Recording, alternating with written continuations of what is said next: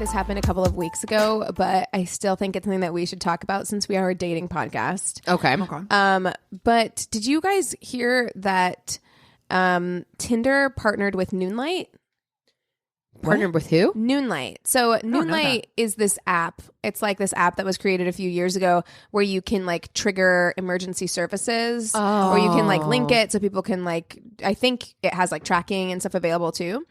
So that's incredible. And it can trigger like emergency alarms. So Tinder partnered with them. So now you can get the Noonlight badge on your profile so that people know that it's hooked up and like connected to your profile. So if there's a creep out there who's like intending on doing something bad, it could possibly dissuade them. Yeah. It's like having the sticker. The ADT or whatever. Yeah. And it can also share when, where, and who you're meeting, like in real time, like via its like timeline feature. It gives you like a you guys timeline. Would have loved that. Yes. And again, it can also like discreetly trigger emergency services. That's so awesome. It's like connected to your Tinder now. So I wanted to just give like a shout out to that. So anybody who's currently on the apps and like doing that shit, because you can really never be safe enough. Well, well done, Tinder. I really dig that. Me too. Yeah. I love it. I mean, if I'm honest, I got way more creeps on Bumble and the creepiest of creeps on Hinge.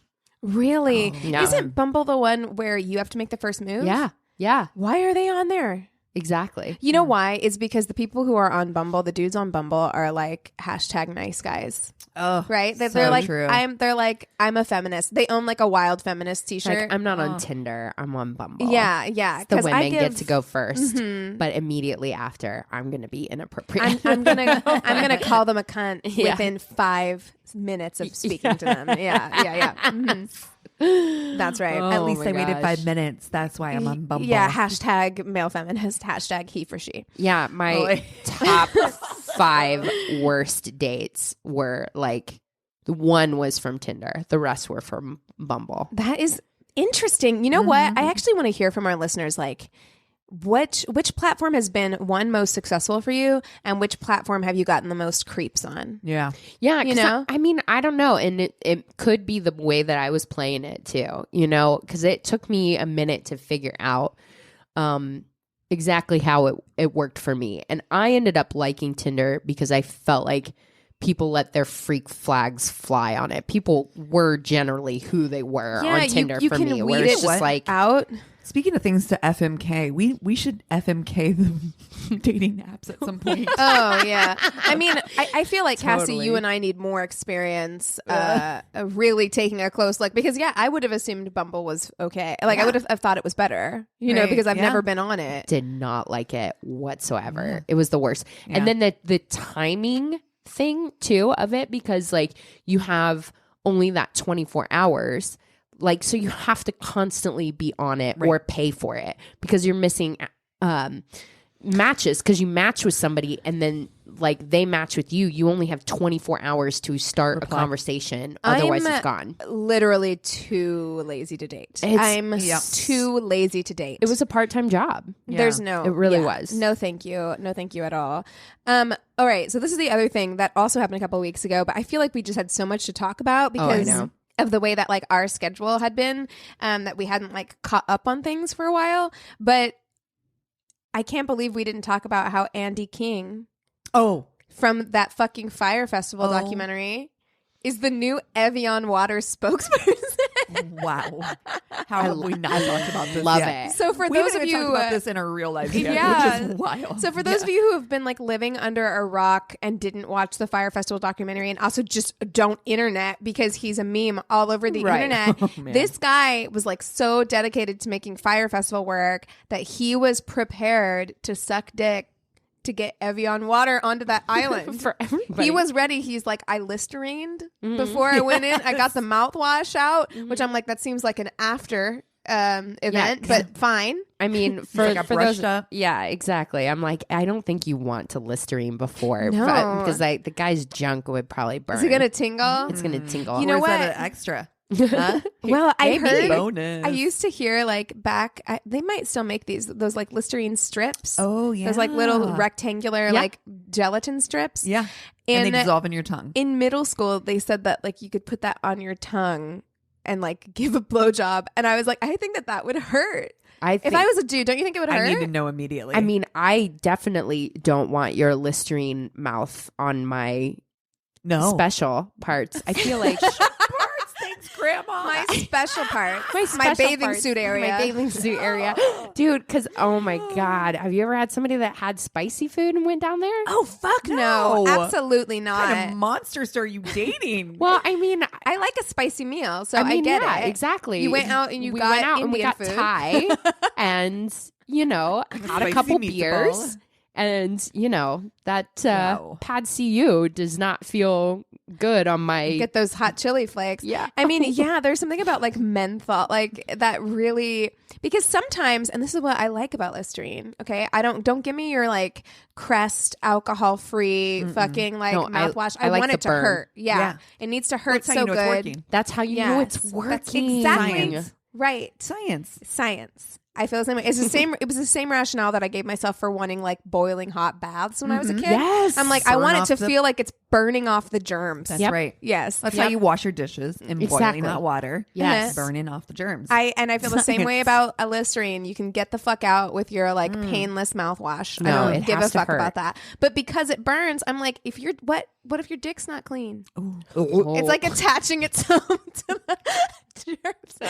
It's on fire. My dick's on fire. Fire dick. Oh my God. Well, but anyway, speaking of fire dick, Andy King. Nice segue. He is the new Evian water spokesperson, and I am really surprised because Evian, but of the waters, I'm like, sure. Of the waters, Evian feels like the classy one. It used to be right? the classy one. Yeah. It used to be. Yeah. I feel like Evian is embracing its McDonald's of water now. Do you know what I mean? Okay. Because I remember Evian water when we were younger. Fancy. That was you're drinking fancy water. It ain't dick all now. Yeah. There is water that's Dasani. like this is pH balanced by Gwyneth Paltrow's vagina. Whoa. I will say I think Evian is a step above like Arrowhead. Aquafina. Yeah, or like, Aquafina, which is like the Coke. Right, water. yeah, you've got Dasani, which is Pepsi. You've got Aquafina, which is Coke. Then you've got like Evian. Then above that, you've got like fucking Fiji and Smart Water. Yeah, right. Like, because I'm a Smart Water gal. I am Smart That's Water what I'm too. picking if I have to. It decide. says Smart on it, and I'm like, yeah, the I'm shape smart. of the bottle. Yeah, the shape of the bottle feels efficient to me. Yeah, I don't like it. the squareness of the Fiji. Where the I'm fuck like, am I gonna put that? Exactly, that's a terrible design. It's I'll awful. never get Fiji. Yeah, and also I heard that it's just like it's not even like it's good. Like Fiji water is just like trash, but it like looks fancy. Also, does look reusable water bottles.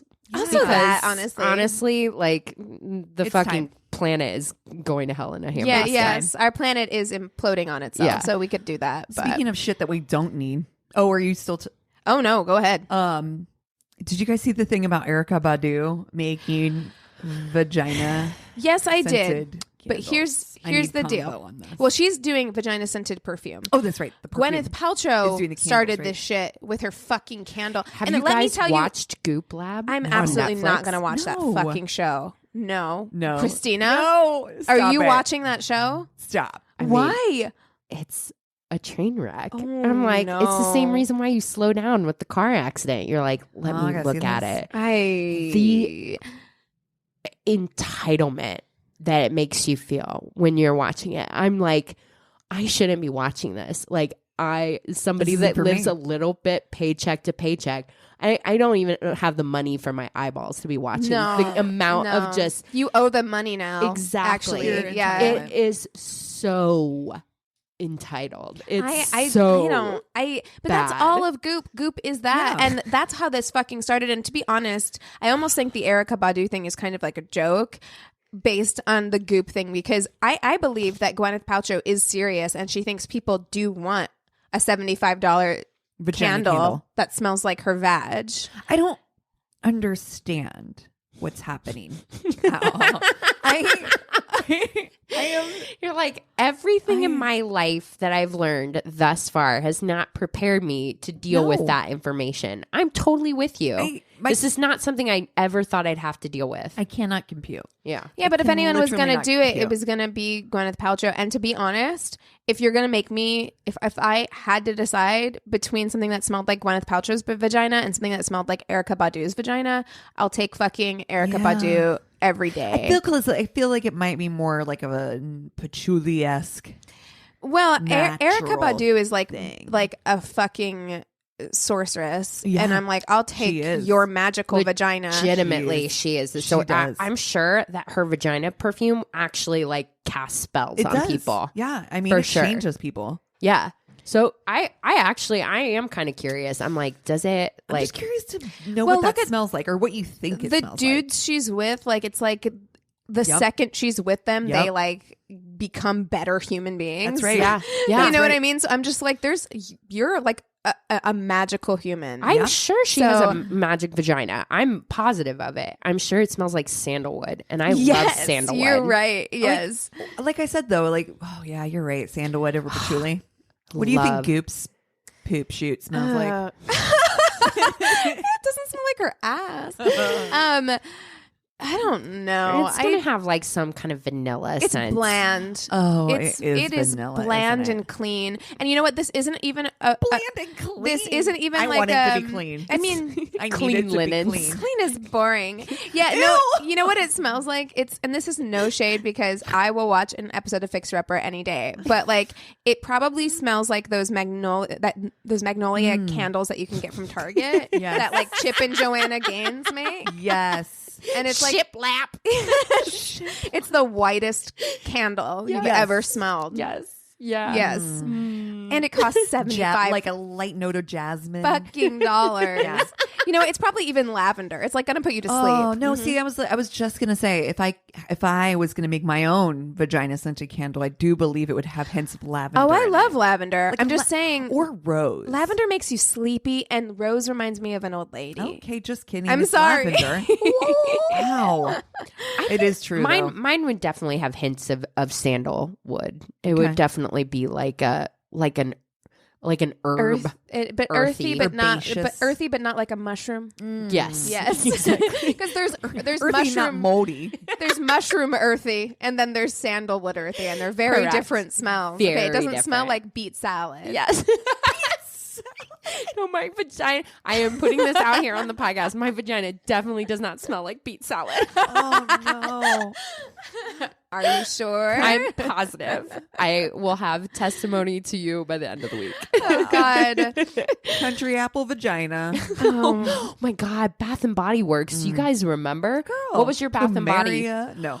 Plumeria. No. What was your Bath and Body scent? I think I really have to probably go Country Apple. I really loved Country Apple. Mine was not. I was was a pear one? Mine was either I was a sweet pea blossom ass bitch. Yep. Or the like cucumber. I was cucumber melon. Melon. Yes, the cucumber melon is really that was really the one that like if I had to decide, and everyone had that like body mist. It was mist. It wasn't perfume. It was like I was some kind of Plumeria for a minute though. Yeah. I feel like I started out as sweet pea, and I think it's because my friend shout out Sienna did the sweet pea, and then like whenever I really started getting into my own, I was like, no, I think I'm a cucumber melon. They're gone. Sweet peas right? were my birth. No, I just was there. I've been to like Beverly Center and like Westfield or whatever. I feel like I haven't seen one in forever. I've seen the Body Shop, but I don't see Bath and Body anymore. This mall over here by us, over by Cassie and I, it has a Bath and Body Works in it, and I was just there because I used the same like Christmas tree, since I have a fake tree. I use the same like balsam fir scented candle every year until it runs out. And it ran out this year, and I knew that Bath and Body Works every year after Christmas they have like a massive sale. So we went like the day after Christmas and bought a new candle. Nice. So Bath and Body Works is the shit. I still stand by it. Your 7th grade mall, it had the Bath and Body, Claire's. Yep. Claire's. Hot Topic. Yeah. Yes. What was the store? The 579. 579. Yes. Rave. Do you remember Rave? Wait, Debs? Do you guys remember Debs. That's what I was about to say. Debs. Oh my god, that's where you would get your homecoming dress, girl. Guys, how fucking like weird is 579? Because like I that loved 579, but it had no clothes over size 9. But that was for me at that time. It was the only place I could find a 00. And there was nothing. There were no stores that carried like zeros or 00s. Yeah, but that's why it doesn't exist. That's anymore. why it doesn't exist. It's because you can't have a show. A store that's like nobody over size 9. No, I get it. No, I get it. But yeah, at being the time, at the opposite end of it, like it literally, there was no place that I could buy pants because there was no place that sold 00. 579. So I always liked 579. And Debs also had every like April or May also had the most 2000s prom dresses yes. ever seen. It was all like shiny satin. Yep. A lot of oranges and greens. Yes. Like there was a time And in the early 2000s that were like, why is lime green like shiny lime green? Yes. Yep. Frosty lime green. Why is that the color we're all going for? I almost picked a dress for my prom. I'm so glad I didn't do this, or am I? Because it would have been a great story. But I almost picked a dress for prom that literally looked like one of those pink Wrigley gum packages. Oh, wow. Like it was like that shiny hot pink where it was like frosty shiny hot pink. Wow. And it looked like that.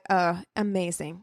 What a time. And I also had ruching all the way up the butt. Oh, girl. I just remember getting dropped off to walk around the mall and just like, that was just the shit. Yeah. Stealing nail was your polishes from Claire's. And earrings and everything. From Just Claire's. walk out and pilfer Y'all were Claire's. some hooligans. Wow, man. Honestly. I remember the cut at the time was like it would come up. What's that? It's like strapless, but it's like kind of square. That halter. And then it's a strap, like a halter. And then it like came to like a strappy, and then it was strappy in the back. Yes, it had like corset straps in the back, kind of, but it was like looser than a corset. I know what you're saying exactly. Everybody wore that dress. And there was unnecessary like beading and stuff too. And and you had the clips. rose, like the twist row hairstyle with butterfly clips, and then if you were real lucky, you could get the spikies. Yes. Spiky hair. Spikies. And Also, do you guys remember super thin eyebrows? Do you remember such frosty eyelids, frosty lips? And do you remember the things that you would put on your bun? Like Claire's had to make it look like you had spiky things around. Yes. Yeah, Claire's had it in like every color, and I'm like, that didn't look good because no one had lime green hair, but we would buy the spiky. Yes. And also, as a curly haired girl, wearing those was Nobody was like, not a good idea. Look at her, she colored her hair green. ridiculous. It was like my hair was curly, and then there was just like spikes. Spikes were curls because you could also get the bun ones that had the curls on them. Oh, God. What a time to be alive, you guys. It's a journey. What a time. Yes. Okay, we have got to talk about Robert Pattinson. Has recently been declared, and I mean, he was declared this by like Dr. Julian De Silva, who's a plastic surgeon, so take this for what it's worth. He was declared the most handsome man in the world, According to math. according to the Greek golden ratio. Yeah. Okay. I mean, I think he's fine looking. I think he's fine. He's fine good looking. looking. So Yeah. he was found to be 92.15% accurate according to the Greek ratio of beauty. Oh, I thought it was higher than that. No, 92.1. No, it's the females that scored higher. Duh. And this was against like a bunch of other like male celebrities. So Henry Cavill was second with 91.08. Bradley Cooper was third with 91.08. Brad Pitt was fourth with 90.51. He's so And good Loser. George Clooney was fifth. First of all, can we address that they're all white guys? They're all white guys. I think that, and that's why I'm just like, did this need to be printed? Because the Greek golden ratio of beauty, I believe it was something It has that like nothing. It's the ratio of it's like your eyes to your nose to your mouth. Like it's like And the but symmetry. they're completely based on European standards of beauty, Right. Yeah. So it's subjective already, right. And look, I think that they're all good-looking people, but nobody's going to convince me that Bradley Cooper is hotter than Brad Pitt. No. Like ever. No, sir. Ever. You can take that math back to your Texas Instrument, redo it. Amen. That's I right. want to graph it out because I don't believe it. I do think Nice that try. he's good looking. I think that Robert Pattinson's a good looking guy, Yeah. but do I think that He's not the cuter than best Brad Pitt. looking Sorry. person in the No. world? Yeah. And even though I'm not the And biggest where's Tom Cruise on your list? I don't even hear him. What the hell? Even though I'm not the biggest Henry Cavill fan, I would say that like that man's like his features are. I mean, he looks like a robot. He Perfect. does. He looks Yeah. They are very perfect. symmetrical. Yeah, Yeah. I see that. That Yeah. makes sense to me. Actually, Right. It Yeah. does. It's symmetry. You see, he looks like a god chiseled out of clay Yes. kind of shit. Yeah. Yeah. It doesn't make him attractive to me necessarily, though. And That's the maybe thing. I maybe it's just don't because think Robert Pattinson like carries himself as though he's just rolled out of bed like every day. That like I'm just like I don't I don't get like it. that energy. I'm not attracted to that energy. I want you to like excited go getter like energy. Yeah. And that whole like slacker energy doesn't turn me on. But I do like his work. I think that I like his movies. I like that both him and Daniel Radcliffe after Harry Potter, they were like, we're just gonna do weird shit now. They're like because Elijah Wood too. Yeah, they're like, he we're does just like gonna weird do stuff weird now, shit too. because Yeah. we don't. I Because like that though. We don't need to love work. that. I like it. I love that because Robert Pattinson did fucking Twilight and he was in Harry Potter and then he was just like, you know what? I don't need the money. I'm just gonna do I'm gonna do the what I want. weird art shit that I want to do. And I'm like, I like that. Here's the thing that I just want to point out. I like how high and mighty my ass is today because I took a shower. So I'm like, whoa, let You're me like, tell my you how hair's I feel about actually you clean. and your proportionate face. I know. Here's me like talking shit about his like rolled out of bed energy, and I'm just like, do you know? I put my concealer on over yesterday's mascara that had transferred to my lower lid today. That's what I did. So how about that? Well, this is, by the way, my worst date. I'm Christina. I'm Keegan. I'm Cassie. And we also have some new patrons We do. to shout out. I want to give a heads up to our boy Jay Gossett. Yeah. Thank you so much. He's been a part of the Worsty fam for a while now. And for becoming a Patreon, we are so, so grateful and just so happy to have you as part of our crew. Yeah, I love seeing you on Facebook. It's such a joy. I love when these people that like we get to interact with these people on multiple levels and connect with them. Multiple. Layers. And then we also have Busquetta? Yes. Busquetta? Busquetta. That's what I'm going to say. Okay. Busquetta. I want to say Busquetta. What's up, Dee? Thank you so, so much for joining our club, and we are so grateful. And yeah, we just thank you. And hey, now is a great time to join Patreon. We've got tons of like merch stuff. You get lots of bonus content. And We just recorded a Crazy in Love movie, which will be available for all of our 5 and uppers on Patreon. You get to hear us do a play-by-play of Jennifer Lopez's Enough. And I mean, come on. Yeah. That Was it alone is worth it. Was it enough? It was more than enough was at 2 hours. plenty. It clocked in at more than enough. Yes. This is plenty. Yeah. Oh, man. I think for Fuck, Marry, Kill, okay, I know it's not on our board Okay. of ones that we've been given, but That's what I was The top saying. 3? Because I told you guys, like, I was like, I think I have a Fuck, Marry, Kill that's not on our. Yeah. We keep a board of like things that people have suggested or like ideas we've had. Okay. But then whenever I was looking at this, I was like, you know what? Let's Fuck, Marry, Kill the top 3 apparently most handsome men in the world according to the Golden Ratio. Oh, Lord. That is okay, so tough. it's Robert Pattinson. It's Robert Pattinson, it's Henry Cavill, and it's Bradley Cooper. What a wild. I know. It's kind of a Randomness. weird mix, actually. Bradley Cooper seems like which one of these is not like the others, right? Like, I'm just like, he doesn't seem. I think I have the hot take on here. I think I don't think he's unattractive. I just think comparing him, just looking at his features next to the other two. It doesn't feel like the hottest guy. Right. I mean, he's very good looking. He's good looking. Yeah. Great eyes. good looking. Beautiful eyes. Yeah. I think that I know what I'm going to do. I think I have a hot take here. Go for it. Go for it, yeah. I'm really marinating over here. Okay. I think I know what I'm going to do, but All right. I think that this is what I think I'm going to do. I think, well, first, the easy one out of the way. I'm going to kill Henry Cavill. Okay. Yeah. Yeah, it's like he is a little too chiseled. He's to boring the gods. to me. And he is that was I think he's boring. Like he's one of those guys that I'm just like, if you weren't that good looking, I don't think you would be famous. Yeah. Like, you know what? Here's what it is. If we're gonna go with a man who kind of looks like that, I'll take a Matt Bomber. Yeah. Right? Matt Bomber's interesting and looks similar to Henry Cavill, right? Yeah. So Henry Cavill, there's just like nothing about him. And then he made those comments, which I think I've talked about on this podcast before, where he like made comments to Esquire or something when they interviewed him, and he was like, after all this Me Too stuff, I just don't even know, how am I even supposed to talk to a woman without feeling like I'm going to be accused of sexual assault? And I'm like, okay. Bye. If you don't know, you better ask somebody. Bye. You could ask her. She's literally right there. Just ask her. Yeah. So I think I feel strong about that kill. Right. Yeah. Fair. Can I say I really do like the name Henry though? It could make a comeback. Yeah. I like it. I don't like the last name Cavill. Cassie Cavill. It's ruined right away. Yeah, Keegan Cavill sounds like that sounds like I'm supposed to be like a book character. Yeah, you Christina Cavill. That's actually not that bad. It's not as bad, but all the alliteration is.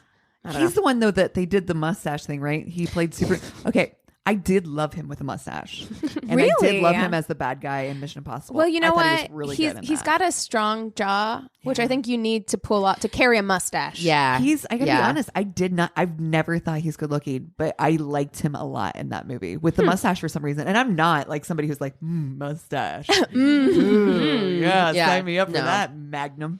That is a tough accessory to pull off on your face. No, you got to be Tom Selleck, and again, it's because like he's got a jaw. Yeah. Like a good strong you jaw. Gotta have that strong. Yeah, because Robert Pattinson has done a mustache, and I'm like, no, sir. No, sir. See? No. Huh?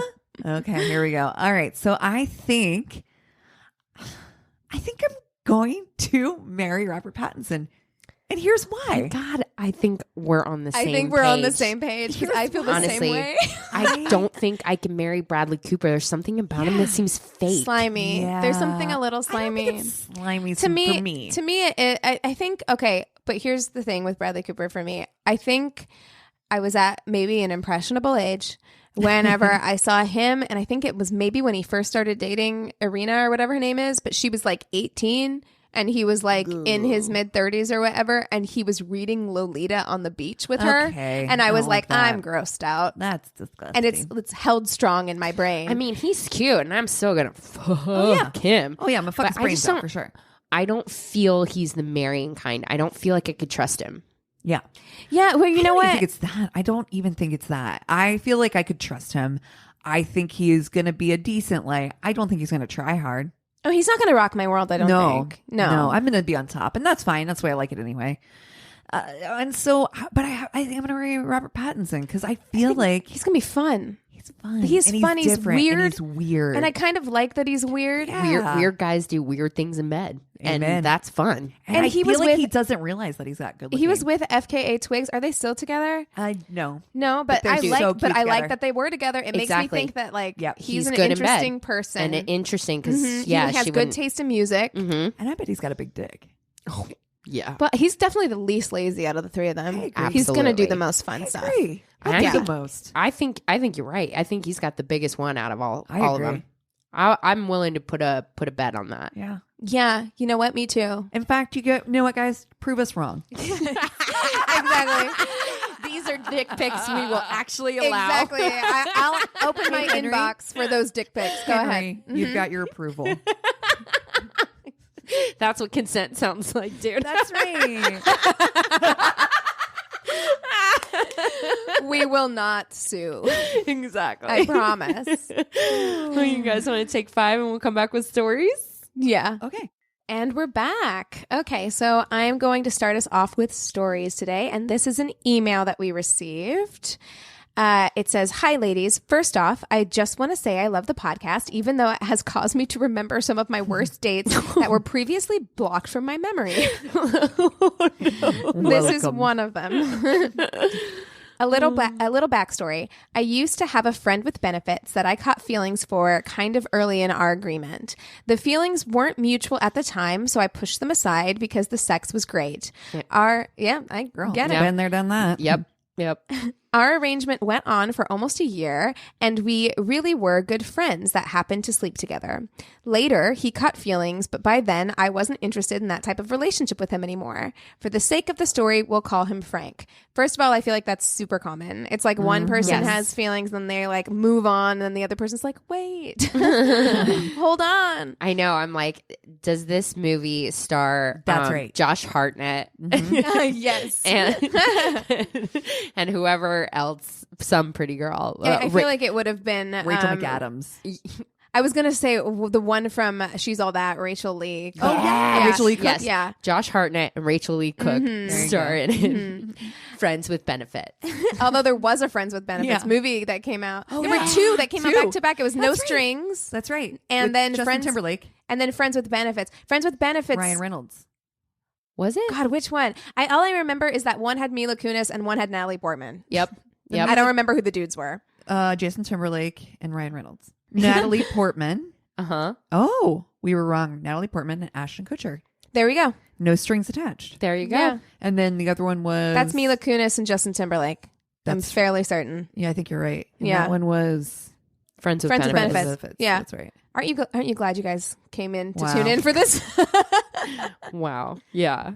One night, so back to the story. Anyway, one night when Frank and I were together, I told him that I was thinking about joining the military, but I didn't know if I could do it. We talked about it for a while, and he convinced me that I would make a damn good Marine. He told me that I was one of the strongest, most determined people he knew, and that if anyone could do it, I could. Oh. So I went to the recruiter's office, and a few months later, I shipped out to boot camp. At this point, Frank and I were still friends, but no longer friends with benefits. Frank wrote me every week while I was in boot camp, sometimes multiple times a week.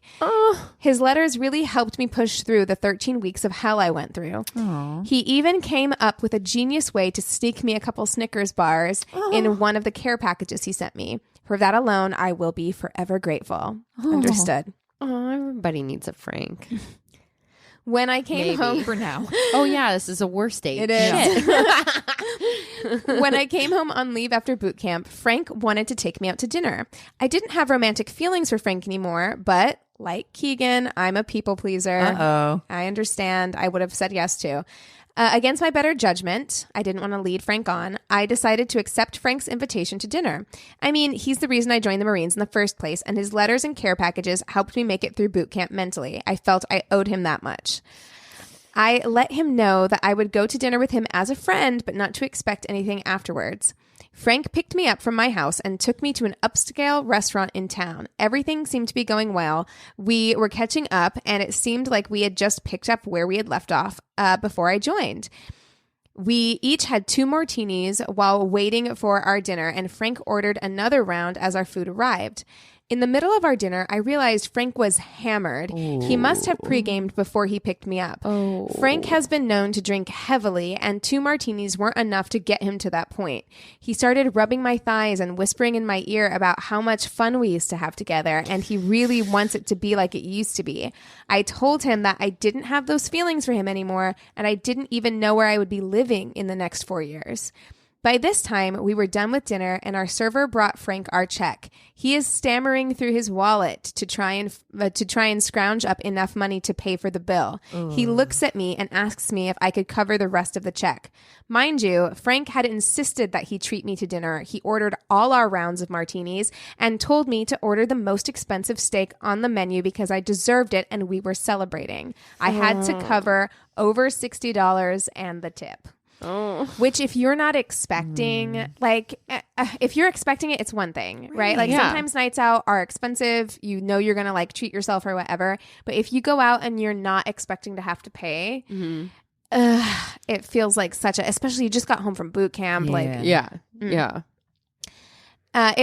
I was a little annoyed at this point because I wasn't expecting to have to pay for half of our dinner, and Frank wouldn't let off the moves. He went in for a kiss, and I leaned away. This just pissed him off, and he started yelling at me, telling me how ungrateful I was because he wrote me and sent me care packages while I was in boot camp. This is literally the definition of nice guy TM. That's it's exactly like, oh, right. you're only doing nice things so you can get something back. That's not being nice. No. That's not nice. No. And also if that's not an arrangement that both parties had agreed upon before. That's right. Exactly. It's unfair to expect someone to stick to terms that they didn't know They didn't sign up for. that they didn't sign up for. That's exactly right.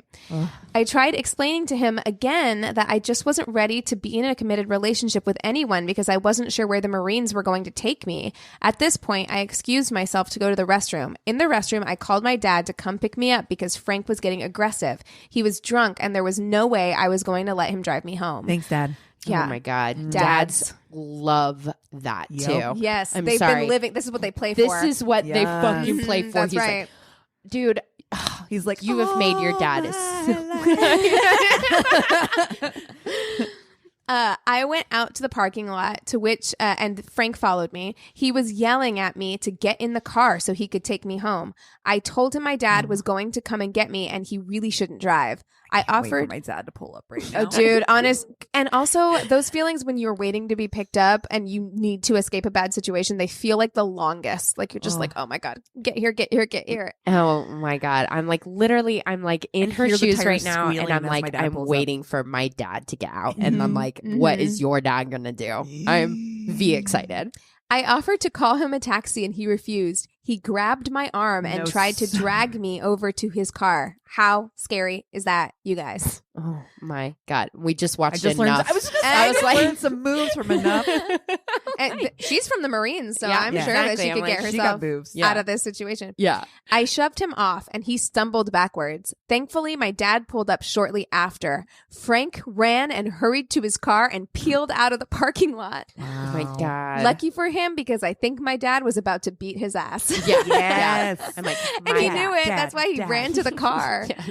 Like watching a grown man like stumble up and run to the car and squeal off. Young ladies, like, and here's the thing. When I was younger, I was terrified to like call my mom or my dad if I was in trouble like that. Totally. But legitimately, 38-year-old me is like, parents fucking love that. People love to help you. I'm like, they love you. They want to come and pick you up. They want you to be safe, and yeah. they want to beat the It's shit their out of dream that come true. piece of shit Yeah. that's treating you badly. And they want to help. As a 29-year-old woman, I will say, like, if I was at home and I needed help with something, my parents would be the first people I called. Oh, like my yes. mom would be the first person I called. I'd be like, Mom, can you come get me? Oh, I know. I just love it. I love that so much.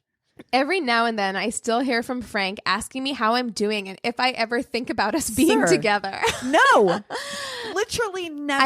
I do not, Frank. To me, it's that whole thing. It's like, it's so disappointing and disheartening, and it would feel a little heartbreaking, you know, because sometimes it feels heartbreaking when a friendship breaks up. Yeah. But it would feel heartbreaking to think that you had this very special, wonderful person in your life who was helping you get through a really difficult thing, and then to find out that it was only because they wanted something out of you. Yeah. You know, like that It's sucks. gross. It Yeah. feels bad. And that sucks. Yeah. Ugh. You up? I'm up. All right. All right, so I'm going to preface this long story by telling you the actual title of it because I think the title sounds hilarious. Okay. It is Wonderful. called Body Glitter, a Missing Arm, and an Ambulance. Whoa. So I'm so hoping, I can't wait to get a taste. Dude, I fucking hate body glitter so much. I'm Oh. excited. This message says, "Hey, you magical, beautiful, hilarious, and sweet unicorns." Oh, I love that. That's awesome. Let me start off by saying how much y'all make me. It's so hard for me to say y'all. That did you hear that? I was like, Y'all. how much y'all make me laugh, and how many looks I have gotten in public while listening to this podcast due to me gasping, screaming, and cackling like a crazy person. I love it. I love it so much. She says, also feel free to use my name. My name's Erin. I'm 25 years old and recently got out of an 8-year relationship just about 7 or 8 months ago. Hoy. Yeah, hoy, hoy. Yeah, exactly. That's tough. Yeah, that's a long time to be with somebody. Yeah. Especially when you're 25, because it Yeah. means you guys got together so young. Yeah. It's your whole like Yeah. Adulthood. early all you've adulthood. known. Mhm. Seeing as I was just barely 17 when we entered into this previous relationship, I had not had very much experience in the dating world. And holy shit, It is an experience. Let me tell you. Yep. I apologize if the story is long or rambling. Please feel free to edit. A little backstory about myself, as I feel like it is pertinent to the following story. And let's be honest, gotta have an outlet excuse for my less than stellar life choices. Oh, girl, no fucking judgment here. Yeah. Do Welcome you? to the club. Yeah. I have always struggled with my mental health, and the breakup I went through was a blessing in disguise, as it forced me to seek the help I have always needed and provided a lot of answers for me. I started seeing my amazing kick-ass therapist, shout out to you, Leanna, and was diagnosed with type 1 bipolar disorder. Through a lovely combination of consistent therapy, medicine, and introspection, my life has finally balanced out a bit. But boy, the few months after the breakup were a whirlwind of poor choices fueled by alcohol and drugs. Yes, I know alcohol is a drug, but come on. We know what you're saying. Absolutely. Sex and a whole lot of body glitter. Hell yeah. Listen, I love it. She's like, I want to do all the poor choices. Did you get it from Bonnabelle? Was it like roll-on glitter? Yeah. Oh my God. And you put it on between your cleavage. I loved it. My favorite place was the collarbone, like right on the collarbone. Yeah. I still put highlighter there. I'm Hell not gonna yeah, lie. make that I shit thought you pop. were going to say glitter. I was like, No, highlighter. But highlighter Still. is like the Adult adult body version glitter. of body glitter. Yeah. It's the same thing. Yeah. Does the same thing. Yeah. being new to the dating scene and dating apps, my friend suggested I download Bumble, as she found it less overwhelming than the other dating apps due to the women being the ones who pursue the conversation. Oh, We just talked about this. I know. So I wander from window to window in my apartment trying to find the best light to take some bomb-ass selfies in. Who hasn't been there? Girl. I have a few places in my apartment where I'm like, I know the lighting's good here. Yep. And I know it's good in here. And like these are my selfie rooms. Yes, this is my selfie window. Yeah. Oh, exactly. I do too. Yeah, of course. And I know what the background's going to look like in this one, because you can't have like that weird. Can't have a messy hamper in the background. Yeah. I don't have a messy hamper regardless, because I am anal retentive. Wow. I'm Cassie, and I don't ever have a messy hamper. Yeah, no brag. I get it. Some things drive me crazy. What can you want? Bomb ass selfies in, downloaded Bumble, wrote a pretty generic bio, and I was officially part of the dating world. Lord help me. So I'm swiping and messaging and trying to come off like I know what I'm doing, instead of being like, hey, so I haven't dated since I was 17, just got out of a long-term relationship where we were planning to get married after he finished his last 2 years of school, and I have self-esteem issues due to him cheating, and I'm bipolar. Here's pictures of my cat and guinea pigs. I want to date you. Would actually. swipe. Yeah. With swipe hashtag right. would definitely swipe. Yeah. What do your cats look like? I want to see them. Right? Actually. Yeah. I mean, I actually did end up sending pictures of my fur babies pretty soon into conversations, but Everyone I'm does. a pet mom, can't help it. Yeah. Girl, same. My phone, just if you picked up my phone and went through my pictures, you'd be All like, pictures of Chuck. at least 1,000 pictures. Of Yes. Chuck. Yes. Approximately, if not more. Anyways, I came across this guy. He was he was older than me, 39 years old, but he was handsome and had a great, well-manicured beard, thick head of well-manicured hair, and great green eyes. I mean, sounds good so far. Mm-hmm. So him and I are chatting on the app for a week or so, then move to chatting through text. We decide to meet up at a local public and busy hiking trail in my town. I make sure to tell a few friends where I am, where I'm going, his full first and last name, complete with a screenshot of his dating profile. Right. That's right, girl. This Doing is it how right. you do. And a picture of or two. I may be new to dating scene, but my paranoid ass sure as hell isn't going to get kidnapped and murdered without leaving some type of. I mean, like, to be honest, brave for even going hiking. I'd be like, straight no, I'm not going hiking. Coffee. Yeah, I don't. You're not going to push me off this cliff. Absolutely not. No, sir. I saw that Dateline. That's right. Anyways, that day I was dressed in a cute but laid back hiking outfit, my best leggings that make my ass look bomb, a cute little strappy tank top, baseball cap with my hair and the low pigtails. You know that look where it's like, damn, this woman looks great. And like, she takes a real good care of herself, but in that nonchalant, I'm not even trying type of way, even though I'm trying really hard. And it took me 4 tries to get this pigtail hat thing to look just right. I fucking know that so well. Look, anytime that I don't look like a garbage gremlin, just assume it took me a while to get there. Okay, you can be like, oh, she looks so fresh faced, like she woke up like that. I promise I didn't. Never, 0 times. Yep.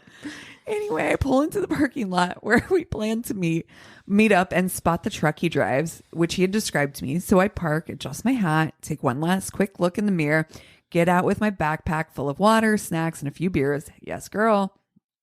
Started walking toward this man and noticed right away he brought his dog with him. Huge plus. Anyways, I'm pretty distracted by the dog and I'm walking up and I don't really give the dude a good look over. I love that. That would be me too. I'm like, oh my God, the dog. I wouldn't even look at the guy. That's like, why he brought the dog.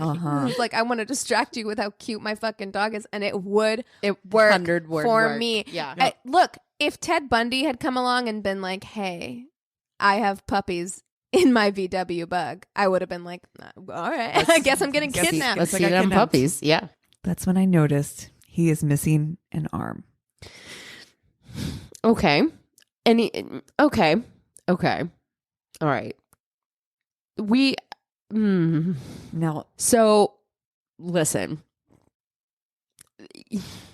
it's something that you just don't want to be surprised by. Right. Do you know what I mean? Because I've seen tons of fucking profiles actually with people that are missing appendages. No fucking shame, no worry, nothing like prepared. That. But you know it. Like, so you don't go in for a fucking handshake and feel like an asshole. Right. Do you know what I mean? Totally. Well, and I also feel like he would want to tell people. Because he wouldn't want people to be like, he didn't want to have this moment that we're having right now. Where it's like, surprise. Yeah. Exactly. Didn't know. Again, 100%. Like, that's not an issue at all. That's not something that you should feel at all ashamed about. And it wouldn't be a deal breaker for me in any way. But it is something where it's just like you don't want to be an asshole. You don't want to be the asshole. And you don't want to put the other person in that situation. Yeah. Where they feel like an asshole. No, normally this wouldn't even be something I would have taken aback by if I had known ahead of time. If not for all of his pictures showing him with both arms. So, see, that's where it's strange. Is like because it's the same thing where we're like, just prepare people for what they're about to see. Like, even if it's that they don't look like their pictures you're like anymore, 5 years older, 50 pounds heavier, or lighter, or whatever. Yes. It's just like, we've talked about it on this podcast a million times. Present yourself how you actually are. Look like your pictures. Yeah. Mm-hmm. So we hug and I pretend like there's nothing unusual about it at all, thinking that he'll address it, like he'll bring it up. Most likely he didn't tell me because he's self-conscious about it, and that's fine. That's totally fine. But he doesn't mention it at all. And I'm sure as hell not going to ask because I'm not really any of my business and it doesn't change who he is. But I still think, like, I mean, it's unusual. It's kind of like wet guy. It's like, why are you wet? Why are you wet? Well, it's just like, and then you want to be like, oh, hey, by the way, like, just, especially again, like the more you don't say something, the more awkward it becomes. Yes. It becomes more and more awkward. Yeah, now it's a thing. Like, it wouldn't have really been a thing. Now it's a thing. Now it's a thing because I'm with her. Like, I actually get it. And you probably would have still gone on the date with the guy. Yeah, as much as I believe you should look like your pictures and be honest and upfront and all that stuff, I also have this belief. I mean, we actually had this kind of conversation on the podcast where, a woman in our group was talking about a guy who had like lied about his age 4 years or something like that. He was 4 years older, and yes, I believe that people should be upfront, but also there's always this part of me that's like, but people are sensitive about certain things, and maybe it's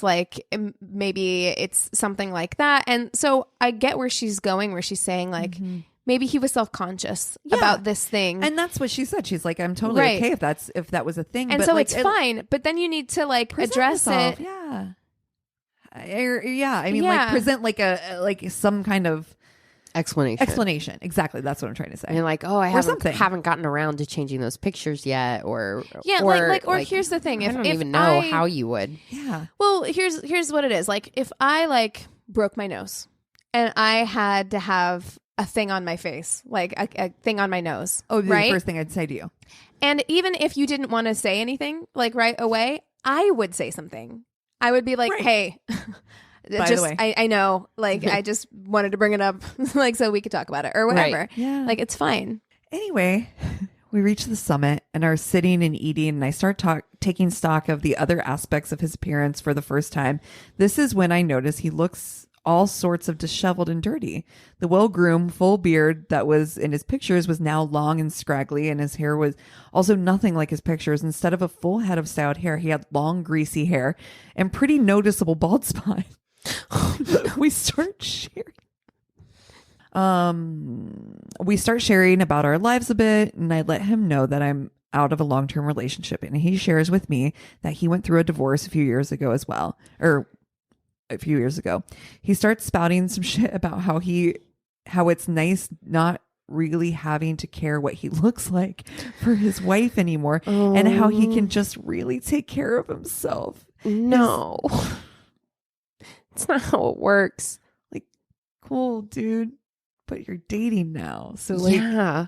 Ew. Anyways, he is sweet, but I'm not really feeling the spark, as I'm pretty taken aback by how much different he looks in person compared to his pictures.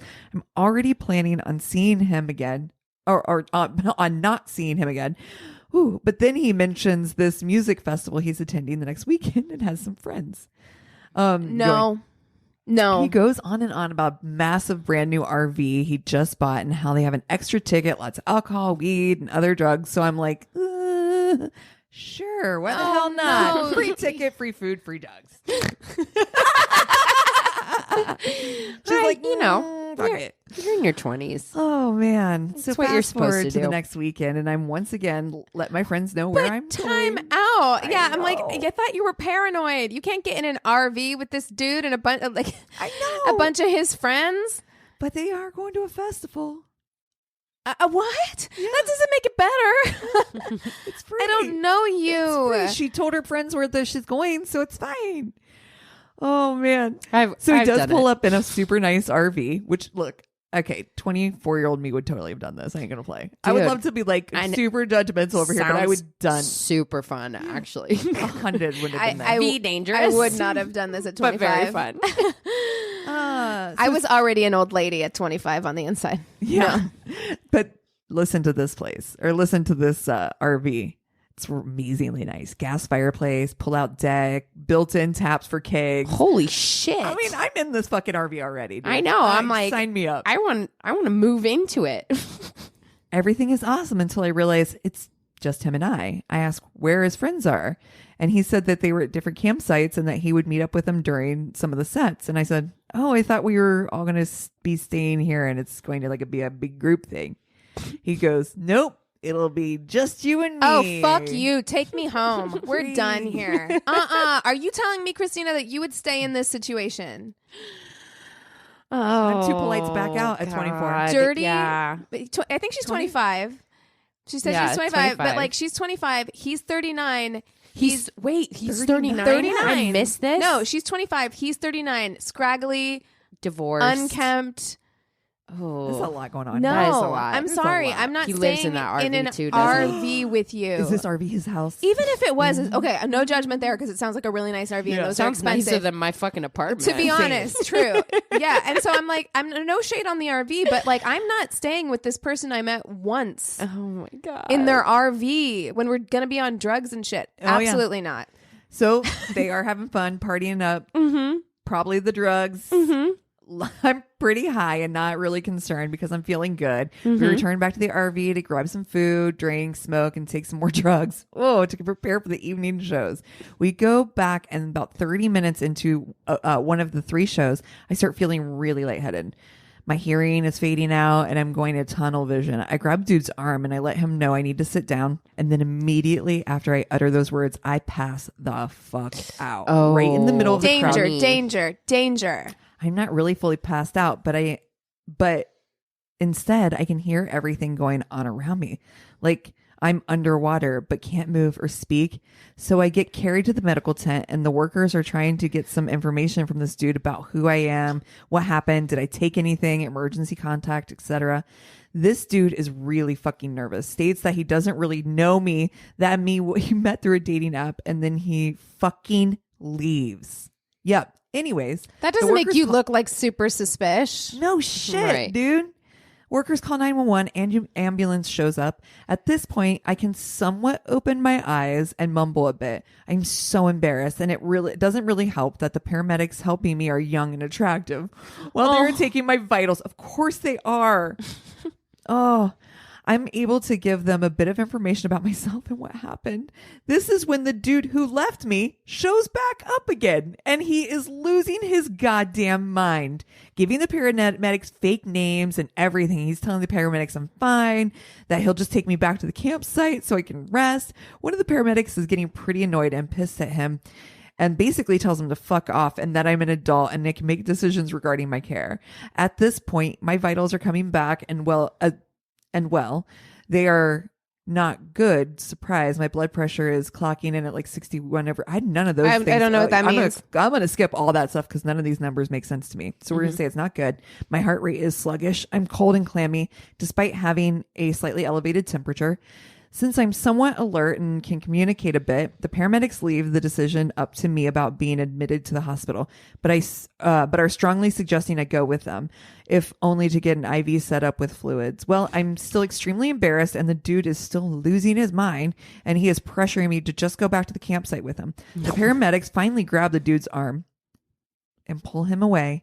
However, at this point, I just want to be by myself. So I asked the paramedics to drop me off at the RV where I will just lay down, drink water, eat food. They reluctantly do so, making me sign a refusal of care waiver. So I get back. Yeah, they're covering their ass. So like, yeah.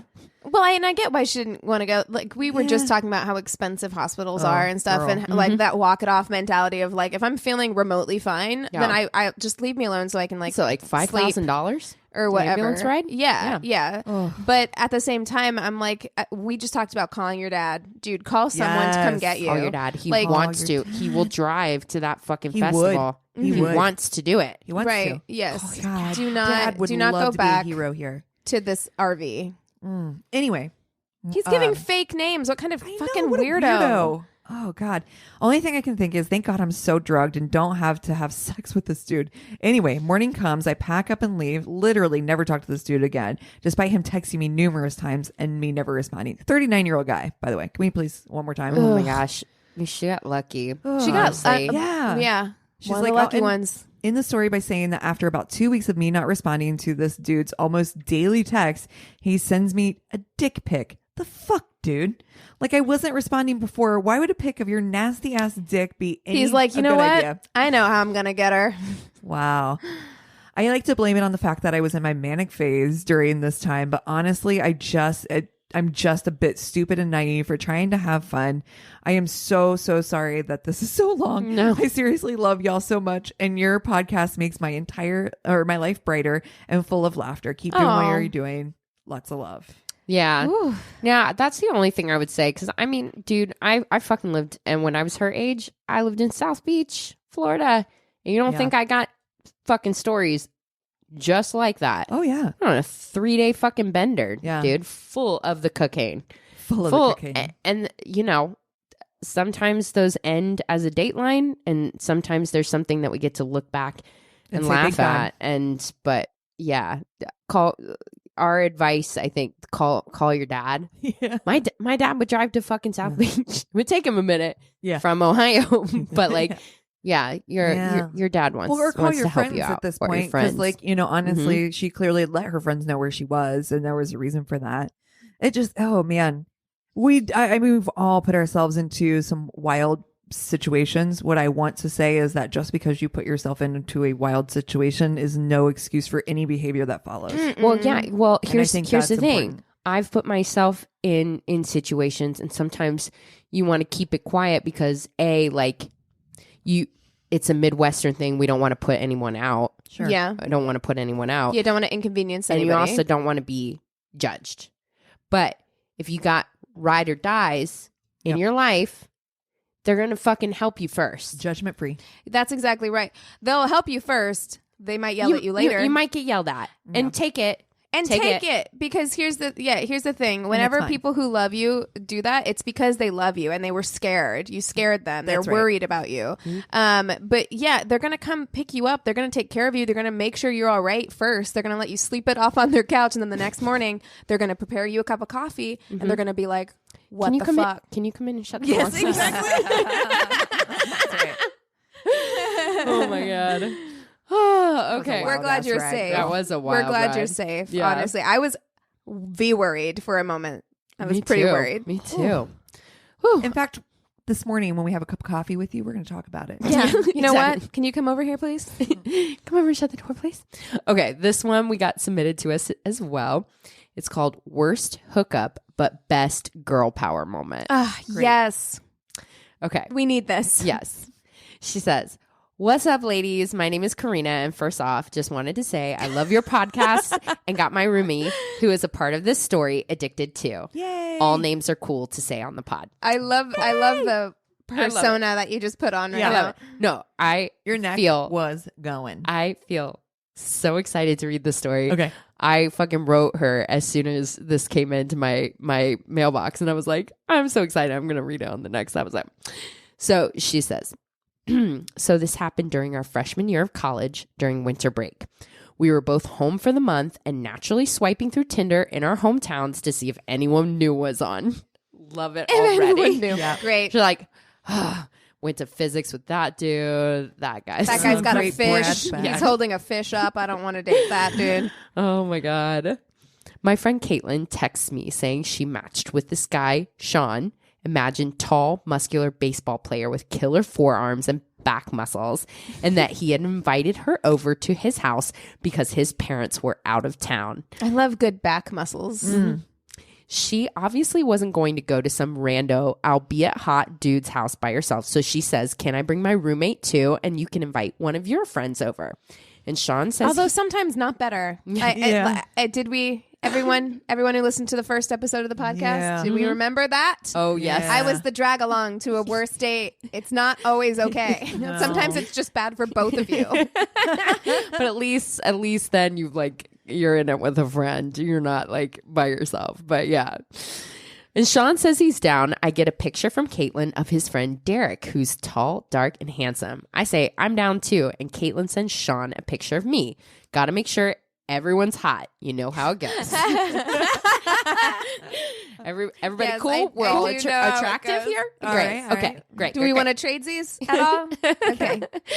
Caitlin and I drive to Sean's house to meet up with the guys. We bring 2 bottles of wine and are ready for a night of drinking and probably hooking up. We end up playing various drinking games and we all got along really well. Overall, it was a good time so far. But at this point, there hasn't been a clear distinction of who's into who. Exactly. Oh, no. That's what I knew it was going to happen. I was like, you guys gotta decide pretty early on. Yeah.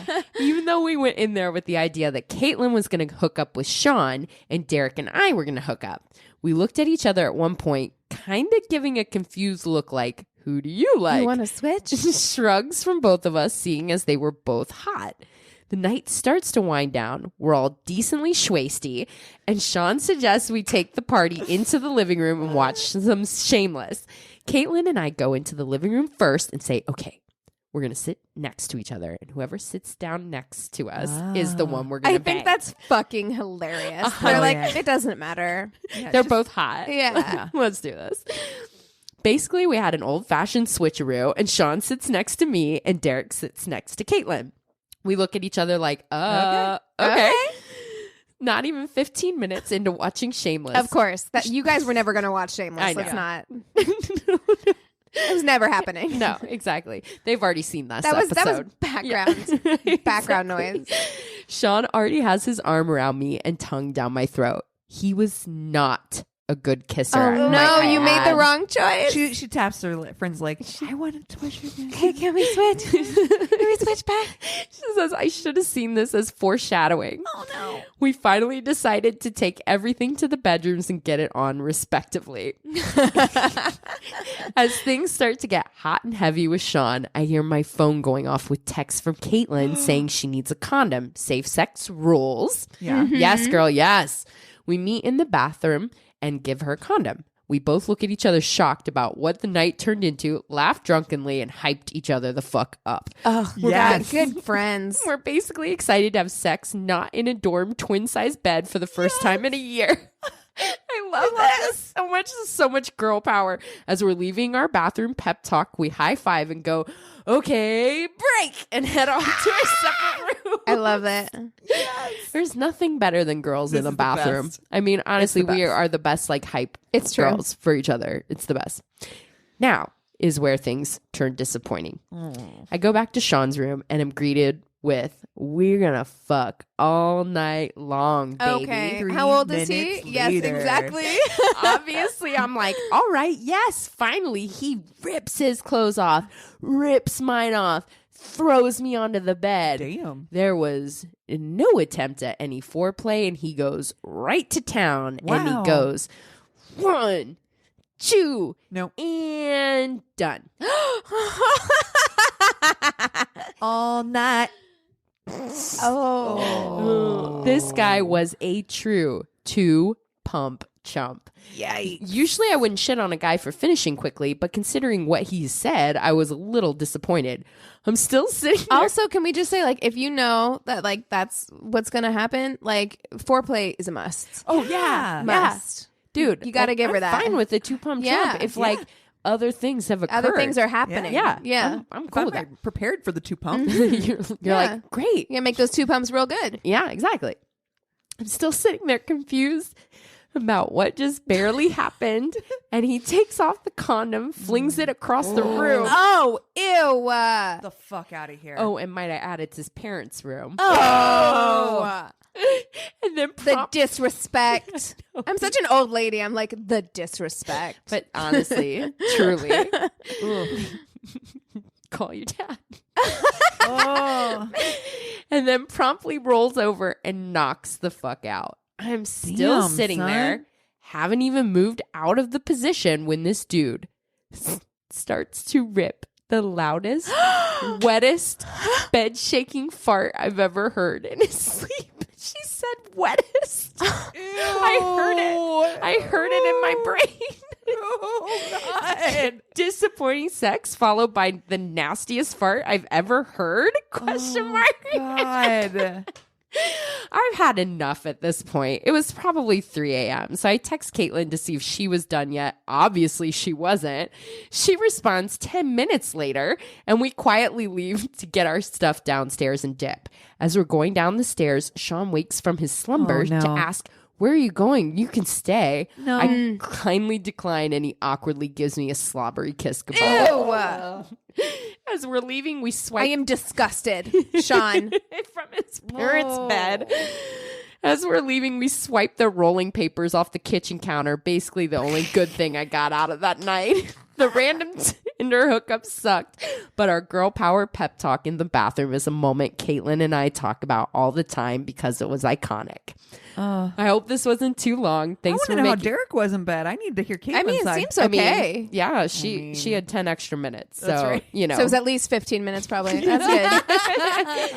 Thanks for making an awesome podcast. I always look forward to a new episode to listen on my long drives to school.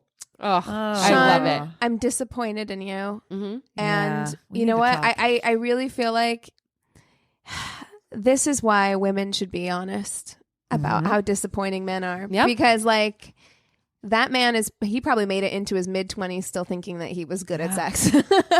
We all meet that one person though that doesn't fake it. Like guy or girl who's just like, can you do it like this? You know what I mean? Like that's true. I was lucky to have a good tutor. I don't think I gave really good head until I met this person who was like, yeah, you're like ripping it off. Oh shit! But I also think too hard. It's like the suction is too much. I really need you to. You're at like a 13 and you can be at like a 5 and we'll be fine. But yeah, I really You're like ripping it off. I think it depends too. Shout out to the Some people like force, like a show of force. I like an aggressive. Yeah, I'm a BJ. go-getter though.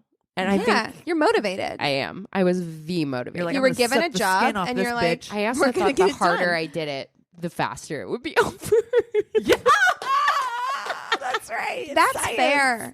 It's science. It's if I science. do it, if I suck it harder, it sucks to come out faster. That's So- right. We get out of here sooner. And I'm nothing if not efficient. Amen. Look, if you can get it done before you get lockjaw, that's really ideal. Exactly. So like some people just go forever and you're like, oh my God, wow. And those people don't get head from me because Yeah. I am over it. Yeah. So shout You're out. bored. You're like thinking over the last plot line from Bosch. Like you're like, I'm done. Gosh, it's so good. Shout out to all the teachers out there. That's we got to be honest. I hope with each Sean other. found a good one Yeah. someday because yike. And you know what? You know what I picture? I picture that he forgot to pick up that condom and then his parents came Gross. home. Oh my and God. then they His were mom like stepped on it. they were like, Sean, come in here and shut the door, please. oh my God. He slipped on it like a banana peel. Woo! Oh my God. Cassie looks like she's gonna throw up. Job well done. That's okay. how your mom broke her hip. His dad's standing over him. He's like, I hope are you proud of yourself? Hope you're happy with yourself. Your mom has to have I hope you was worth 2 screws in her spine now because of you. You're never gonna amount to anything, Sean. She's laying in the hospital bed and she's like, 16 hours of painful labor, and this is what I get. Wish you were like your friend Derek. Everybody wishes. Such a nice boy. Everybody wishes that he was like his friend Derek. Alrighty. Anyway. That's lovely. So this Crazy in Love, man, for some reason, this one, I feel like I say this every time, but this one was like hard. Like I usually do my notes. Never heard of it. I never heard of it. I know it's going to be random AF. I've never heard of it, and I keep a Excel document of potential like Crazy in Loves. Every time I think of one, I add to it. Mm-hmm. So I was going through that list, and I started research on like 3 of them. Like I have a Google Doc, and I was like starting notes, and then I kept being like, I'm just not like feeling it. I'm not motivated. And while I was doing research for one of them on Murder by Gaslight, I stumbled across this one. Oh. So we're going to do this one instead. Yes. And I'm not going to tell you. I love that website. Oh, it's so good. It's so good. And so I got most of my stuff for this on Murder by Gaslight, Out History, and Murderpedia.com. Nice. Okay. So Alice Mitchell. She was born in 1872 in Memphis, Tennessee, and she was kind of an unusual young lady for the time. People were like, she likes sports. She actually played like baseball and football. She liked horseback riding. She liked rifles. She had sisters, but she spent way more of her time hanging out with her little brother. She was the Joe.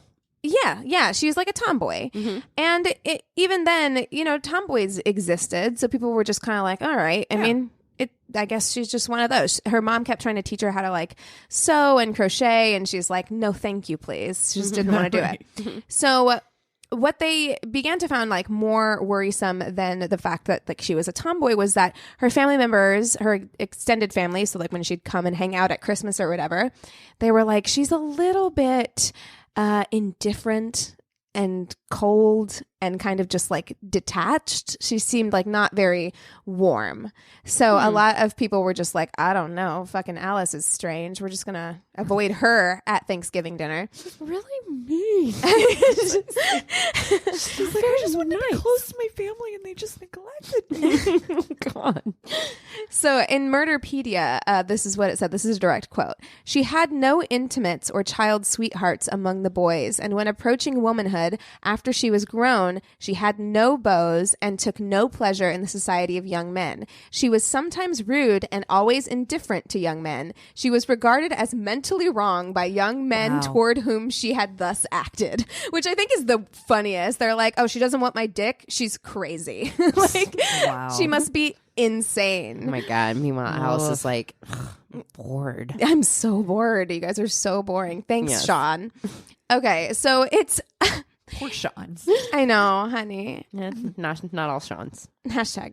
So it's unclear exactly when Alice met Frida Ward, but from what I've read, Alice was probably around like 17 at the time, and Frida was probably around 15. And they met at the Higbee School for Girls in Memphis, and the two were neighbors. They lived only a few doors down from each other, and they developed this really quick, intense and incredibly close friendship. And Frida Ward was described as more or less of like a girly girl. So while Alice was more of the tomboy, Frida was kind of a girly girl. She didn't care about sports, and she was just softer. Like she just seemed that way. And still the two were inseparable. They spent as much time as possible together.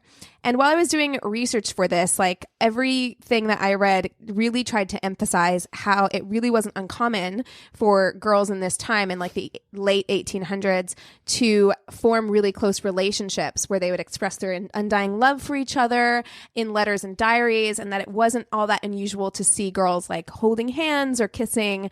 It was considered to be this thing called the chumming. They had a word for it, and they would just assume that it was kind of like part of developing relationships, and it was something that girls would grow out of as they got older. However, their relationship was much more than that. And while their affection for each other seemed to be mutual, Alice's love for Frida, who she called Fred, bordered on obsession. Alice claims that during this time, the two became lovers. And so when about a year into their friendship, Frida's family moved to Gold Dust, which was about 80 miles away from Memphis. Alice became extremely distressed at this information.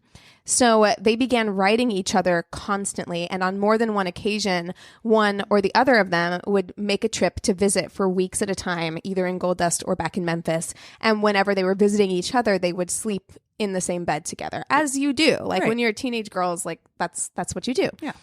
Now, it does appear that this relationship was romantic on both sides, but it was also very clear that Alice was way more into Frida than the other way around. And Frida actually, back in Gold Dust, had two male suitors, a guy named Harry and a guy named Ashley. And this was unsettling to Alice. And so during a visit in December of 1890, in which Frida had actually traveled to Memphis to stay a few weeks with Alice bought a bottle of laudanum with the intent of either killing herself or both of them. Oh, Jesus. Yes. Wow. So initially, it seems like Alice had planned on putting the laudanum on a cloth and covering Frida's mouth with it while she slept. But Frida woke up and was basically like, WTF. Excuse me. What are you doing? Like this. And so she stayed up the rest of the night because she was like, I'm a little worried you might poison me. And so the next day, Alice locked the two of them in a storeroom, and she showed Frida the vial of laudanum that was marked poison, and she drank the entire contents in front of Frida while they were locked in this storeroom. And she survived, but she was like super, super sick. For a while she recovered. Yeah. And she told Frida that she wanted to kill herself so that she wanted to kill herself so that Frida would be free to marry one of the boys that she was seeing, so that she wouldn't feel like there was any kind of like, she wouldn't be in the way. She'll just take herself out of contention. Oh, selfless. Yeah. How? What a martyr. Yeah. When Frida went back home, they continued to write letters to each other, and Alice wrote, love letter after love letter, and Frida always replied to these letters. So in February of 1891, Alice started proposing marriage to Frida in her letters. She developed a plan that involved her dressing as a man and taking on the name Alvin J. Ward, and that the two would move to St. Louis and they would live as husband and wife. And Alice proposed to Frida 3 times before Frida finally agreed to be her wife. Wow. So Alice was elated, and she began saving up money to purchase a ring. She saved $15. Does anyone want to take a stab at what that is in today's money? Because I definitely looked it up. $6,200. Oh, whoa. Not that much. I was thinking it was 1,000. No, 423. But still, 15. It's $423. $15. Mm-hmm. Yeah. And so she purchased a ring for that amount of money, and she had it inscribed from A to F. And she gave Frida this ring as an engagement ring when she went to go visit the following June. So it was during this visit that Frida's sister, Ada Volkmer, began to kind of like side-eye this relationship. Like, she's like, you guys are and shut the door. Yeah. Right. You guys are a little close. I'm starting to feel a little uncomfy. This isn't chumming. That's not how we did it. That's not how we did it in my day. Yeah. No, back in my day. But she remarked that their affection for each other was not only unusual, but she actually called it disgusting. She was like, you guys are too close and it's gross. Okay, Judge Judy. Big sisters. Yeah. And from that moment on, she kept like a very close eye on them and on their relationship. And it was also during this visit that the two began to flesh out their plan. And I can totally see this. You know, we remember being like teenagers and you're like staying up late and your parents are asleep and you got your fucking like candle lit because it's fucking 1890. And you're talking about like, oh, this is what we're going to do. These are the plans we're going to make. So they started fleshing out their plan. And Alice said that she was going to cut her hair short and wear men's clothing. And Frida would go by the name Mrs. A.J. Ward. And they intended to get married in Memphis before taking the journey to St. Louis, which seems like a bad idea. Yeah. Seems like people would get out know. of Dodge first and then go to then do it. And Alice intended to procure a mustache. And it's actually cute the way that they had like talked about it, where she said that she was going to get a mustache, but only if it suited Frida. Like if Frida was like okay with it, she'd get a mustache. She was like, I don't know if I can pull off this. Do I have a strong enough jaw? Tell me. But that she would get the mustache and then she would go out into the world and attempt to get a job as a man to provide for Frida. So it was by this time, Frida was close to 17, and Ashley, who was one of her male suitors, had grown increasingly like fond of her. And Frida gave him one of her pictures, which you guys, That's 1890. That's serious That's as very shit. serious. Like pictures are expensive. I mean, you might as well be married. Yeah, it's not like you just shot a selfie in your bathroom mirror. Okay, like you had to go sit for that. That's right. Real still for a long time. Yeah. Yeah. It's like a fucking tintype. So they're heavy. So Alice catches wind of this, and so she very calmly reminds Frida that she's an engaged lady and to cut it out. And so you can totally see that kind of like she's like, it's fine. I get it. I'm not mad at you. I'm not mad. I understand that we don't. This is the first time. It's okay. We don't live near each other. I understand, but just keep in mind, it's really calm right now. I'm not yelling. I'm totally okay. Meanwhile, her neck is like red. There's like a vein in her forehead. That's like Frida's like, why aren't you blinking? So Frida agrees that she's like, okay, yes, you're right. You are right. We are engaged. I've done wrong. I'll be loyal to you from now on. I promise. Pinky swear. So the plan to marry, it seems to be like going well. It's all good to go forward. Mm-hmm. And Frida has this plan that she's supposed to leave and board a boat from Gold Dust to Memphis, where she would meet up with Alice. And then the girls, they'd been corresponding for weeks. And Frida was all packed and ready to go when by chance her sister, Mrs. Volkmer, happened upon one of the letters. Which when I read that, I'm like, you happened upon it. You just she just left it out on the kitchen table. I'm like, maybe she did though. I mean, maybe she did because maybe she didn't want to go through with it for real. I don't know. I mean? Maybe her sister was a nosy Nelly, or maybe she knew her sister was a nosy Nelly and used it as an excuse because she was too Midwestern to be like, I don't want to. It's not me. It's my sister. She's just so mean. I'm not breaking not my your heart. fault. Yeah. So let's hear the facts. Just the facts. I hear what you're saying. Yeah. I mean, yeah, it could have. We don't really know. I mean, like everything I read says the same thing. But when a story is this old, it's like you don't really know. Right. But the story goes that when she went to confront Frida, she found that Frida was dressed and had her bags packed, and she was waiting to leave to catch the boat to go to Memphis. And this was, of course, super, super shocking to Mrs. Volkmer, and she was appalled, and she sent one letter to Alice, and one letter to Alice's mother, telling them to stay away from Frida, explaining the situation to Alice's mom and being like, nah, and telling them to stay away from each other and for Alice to leave Frida alone, and they were no longer permitted to have any further communication. Wow. And as a big sister, Okay. I would love to think that I have that kind of power over my baby brother and sister. And maybe then you did. Maybe, Maybe but I in was the just late like, 1800s yeah, you may have. you know how many times you're not mom? Yeah. You're not my mom. You're not my mom. You're not my Exactly. So she also returned the engagement ring to Alice, along with all the love notes and trinkets that she had found. So apparently Frida was keeping all of these like love notes and trinkets like in a box in her room, and her sister found them and sent them all back to Alice. So of course Alice is heartbroken, and she sinks into a super deep depression. She stops eating. She stops sleeping. She spent most of her time either crying or rereading old love letters from Frida, which she kept locked in a cigar box in a hidden place in their kitchen. So she would like sneak out, go under the floorboard in the kitchen, pull out the cigar box, unlock it. It's a lot. It's a lot of steps. Yeah. She's just clinging to the mementos of their relationship and crying, which, I mean, it's your first heartbreak. Like, everyone's experienced that, like, true heartbreak. But she spent hours in the kitchen, and she would write Frida's name obsessively over and over. And the people... This isn't good for you. No. Mrs. Frida. Yeah, exactly. And, like, Mr. and Mrs. the number... the servants were all kind of like, hey... This is weird, because she would alternate between like laughing and crying. She'd be like crying, and then she'd start laughing.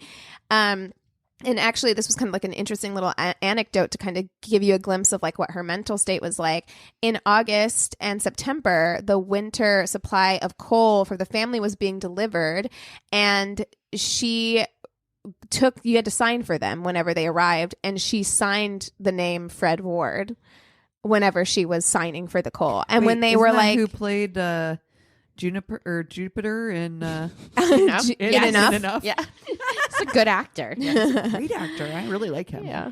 But when she was asked why she did this, she said that she didn't remember doing it at the time. Like she's like wasn't conscious of the fact that she was writing Frida's name on these receipts.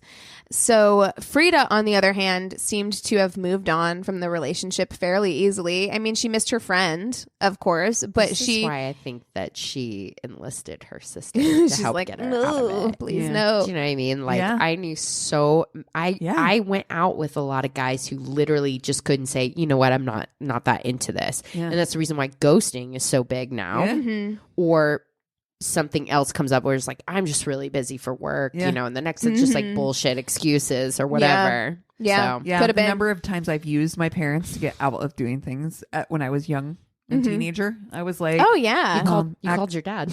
I was like, Dad, Mom, say I can't go. Yes. I'm For serious. stuff you don't want to do. Yeah. Yes. I would be like, yeah, I'm not really into this thing. I'm legitimately going to call my parents when we're done recording this. This whole episode is maybe. Thank you for everything you've done for me. everything. Your If the title of this episode isn't Call Your Dad, right?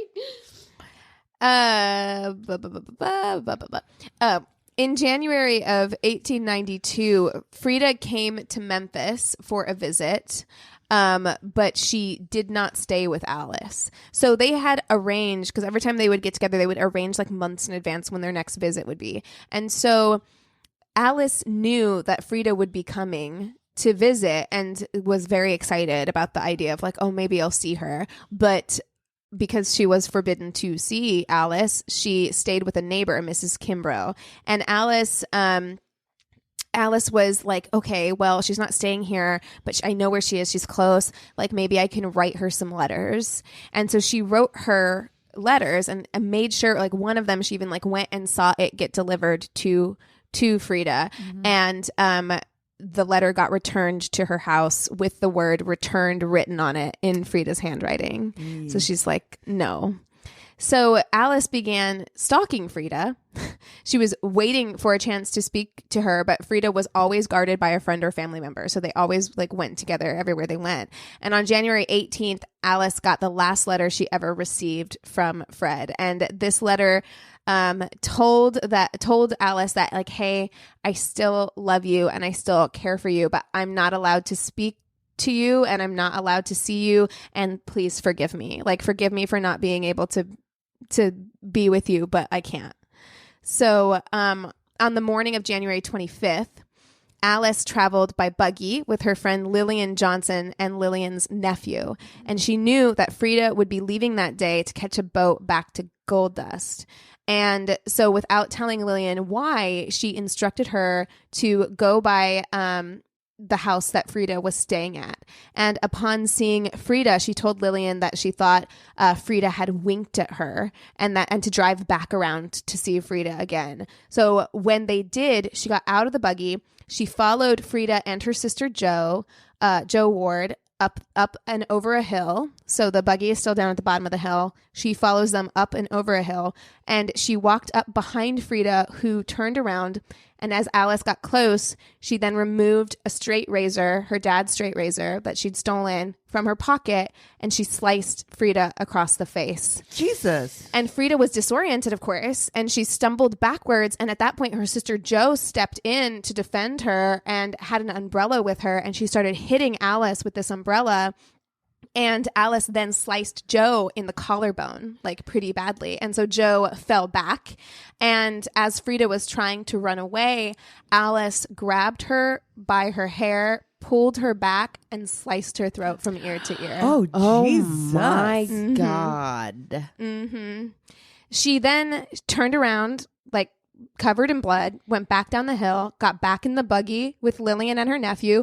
And for reasons I'm not quite sure about, Lillian took off. She took off like so fast that people were concerned that the buggy might topple over. Holy and shit. I don't know if that was just because she was so Disoriented? yeah, it was shock maybe. Well, because if you see somebody covered in blood, your first thought isn't... Is it your blood? Right. Well, your first thought isn't, oh, you murdered someone. Your first thought is, shit, you're bleeding. Yeah. Right. Yeah. And so a lot of this information I got from in the Murderpedia, in one of the Murderpedia articles.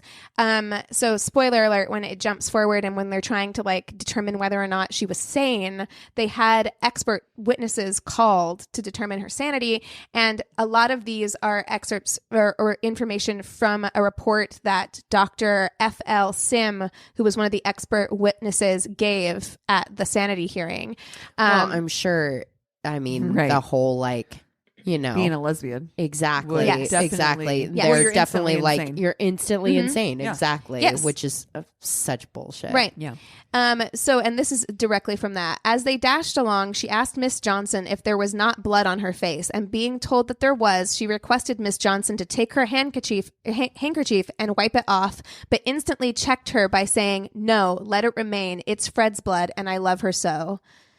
Miss Johnson asked her what she had done, and she replied, "Cut Fred." On reaching home, Alice drove in the back way, and on entering the house, asked for her mother, who was not in, and turning to her sister said, "Do not excite my mother," but declined to say what had occurred. Presently, her mother came, and she told her that she had cut Fred's throat. She appeared to be quite nervous. The blood was washed from her face, her cut fingers were tied up, and by the time the chief of police arrived and told Mrs. Mitchell that he had come to arrest one of her daughters. So that whole section is, I mean, and again, you kind of have to take all this for a grain of salt because it's her defense. Right. It's just what expert witnesses from her defense are kind of retelling, I'm sure, what she told them and like what they told her. But if it's true, it gives kind of insight into like her mental state was weird. Like it's very weird. Right.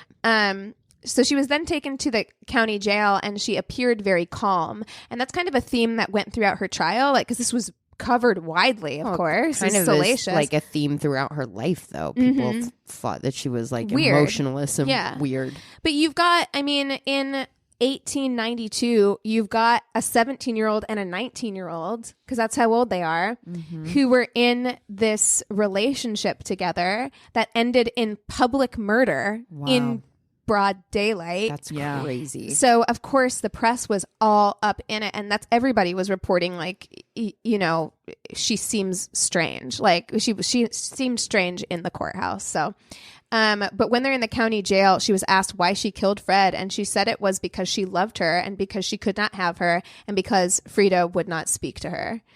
And so she killed her. But then her behavior... she was getting ghosted. Yeah. Like, and she Gilded Age lost it. It's like style. Yes. Ghosted.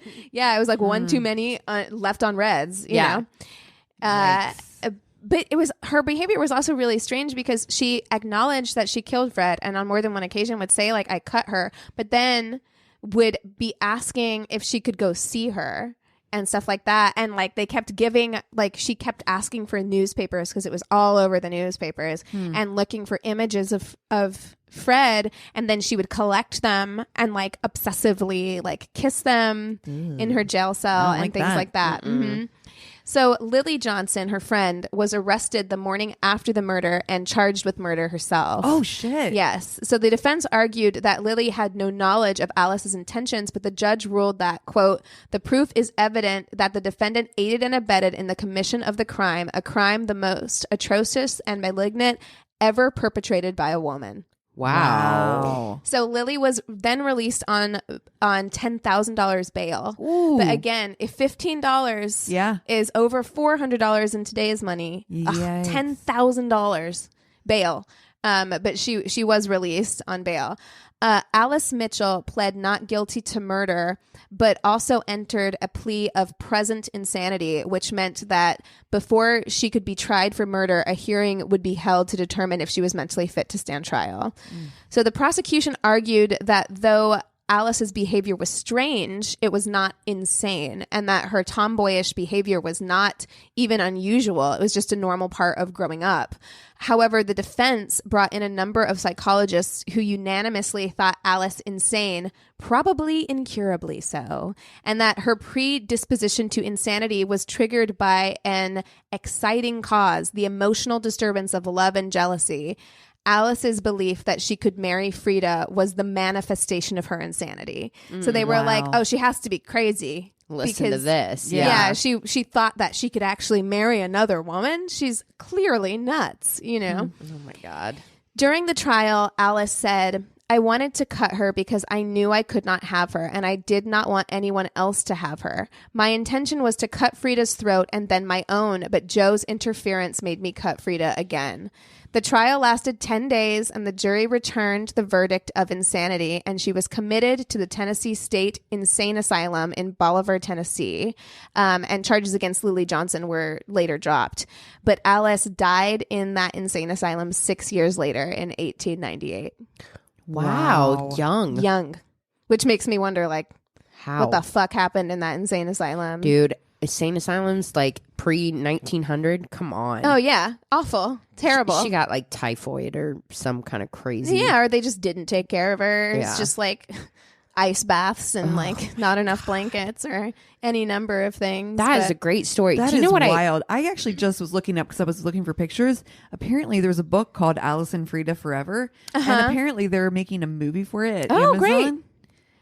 In 2019 September, they said Amazon Studios is I love that. negotiating for this book. I do feel like it's one that should be told more because it's also interesting that she stuck to her guns. I didn't include this, but I read it. She stuck to her guns the whole time. She's like, I killed Frida because I loved her. Like, I loved her. I wanted to marry her. It was romantic love. It wasn't like girl friendship love. Exactly. But the newspapers, it was like they couldn't wrap their head around the idea that like two women loved each other and wanted to marry each other, and they tried to come up with different motivations, and some of them were that like Frida was more beautiful than Alice, so Alice cut her face because she didn't want her to be as beautiful as her, and there were like all these other motivations, and the entire time Alice is like, hey, no, I'm telling you exactly why I did it.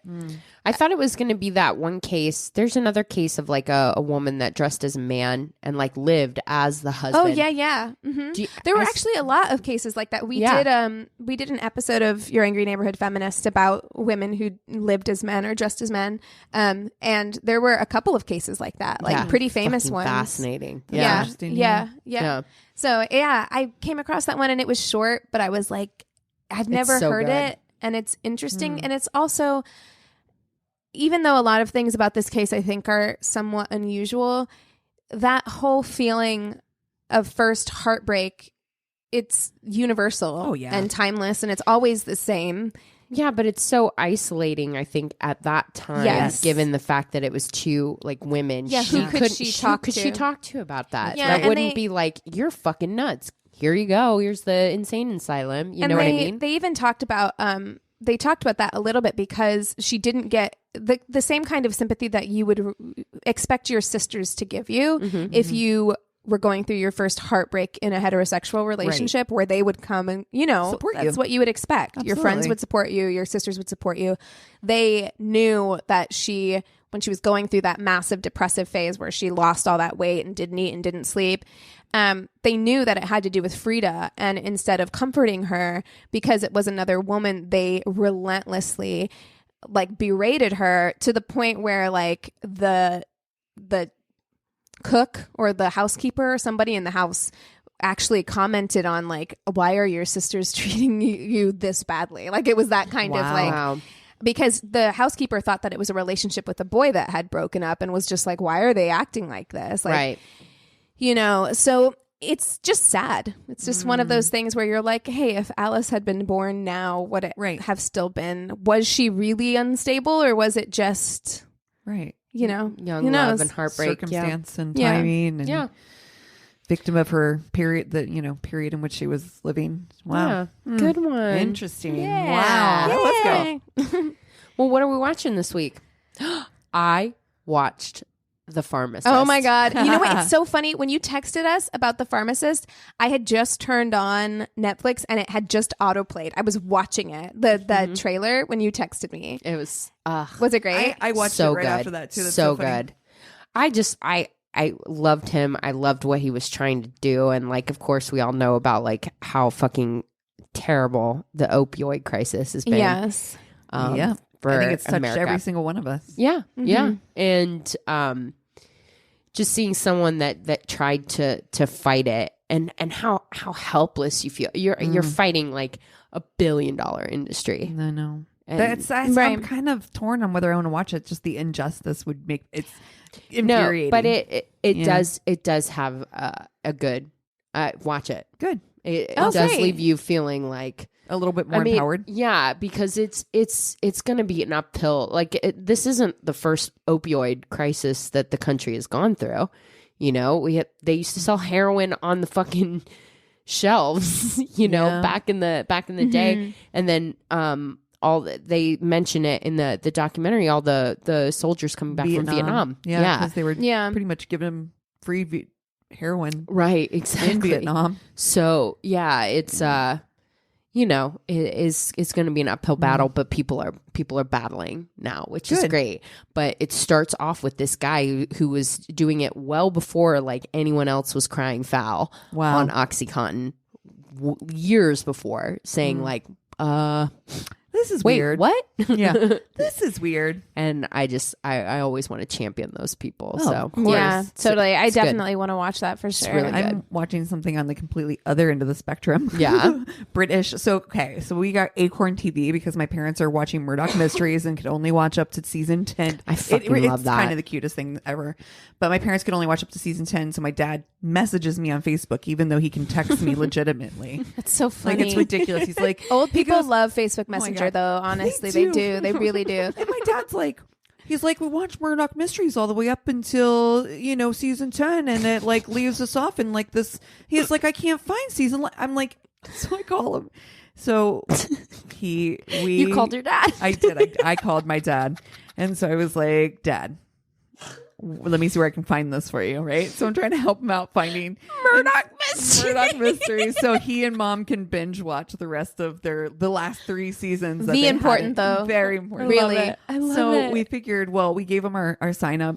There's nothing more frustrating than walking a person who's halfway across the country through setting up something on their TV system, which you don't know. Yep. And he's 80.